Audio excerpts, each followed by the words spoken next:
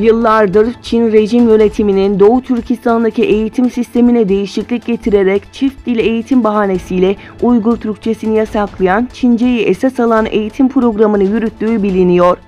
Son gelen bilgilere göre ortaokul ve anaokullardaki Uygur Türk öğrencilere Çince konuşmanın zorunlu olduğu ve 3 kelimeden fazla Uygur Türkçesi konuşanların doğruca toplama kampına gönderileceği bildirildi. Ayrıca okullarda eskisi gibi Uygur kültürü ve medeniyetini yansıtan edebi ve kültür sanat faaliyetlerinin de yasaklandığı belirtildi. 2019 Asya Kupası çeyrek final karşılaşmasında İran Çin'i 3-0 yenerek yarı finale yükseldi. Mücadelenin 31. dakikasında İran milli takımının ikinci golünü kaydeden Türk asıllı futbolcusu Serdar Azmun maç sonrası yaptığı açıklamada "Attığım golü mazlum Doğu Türkistan halkına armağan ediyorum" dedi. Zeytinburnu Kardeşlik Platformu, Doğu Türkistan'da yaşanan zulümleri protesto etmek için yürüyüş ve basın açıklaması programı düzenledi.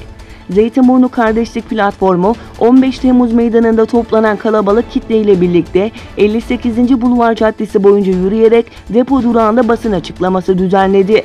Ellerinde Doğu Türkistan bayraklarıyla tekbirler eşliğinde yürüyen kalabalık, Komünist Çin aleyhine sık sık slogan attı.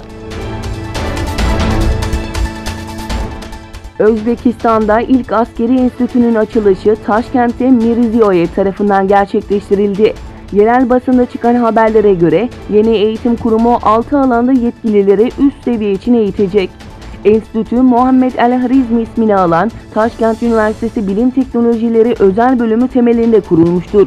Çalışma süresi 2 yıldır.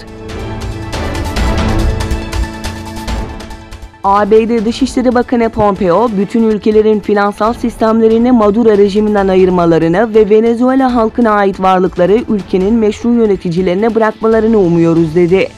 Diğer yandan AB, Venezuela'da yeni seçim yapılacağının açıklanmaması halinde Ulusal Meclis Başkanı Juan Guaido'yu geçici başkan olarak tanıyacağını duyurdu. Venezuela Dışişleri Bakanı Jorge Areza, Avrupa Birliği'nin seçim çağrısına ilişkin "Kimse bize ne zaman seçim yapılacağını söyleyemez" dedi. Avrupa Birliği tarafından hazırlanan ve Avrupa Komisyonu'nun gündemine gelen bir tasarıda Suudi Arabistan'ın AB'ye tehdit teşkil eden 16 ülkenin bulunduğu listeye dahil edileceği öne sürüldü.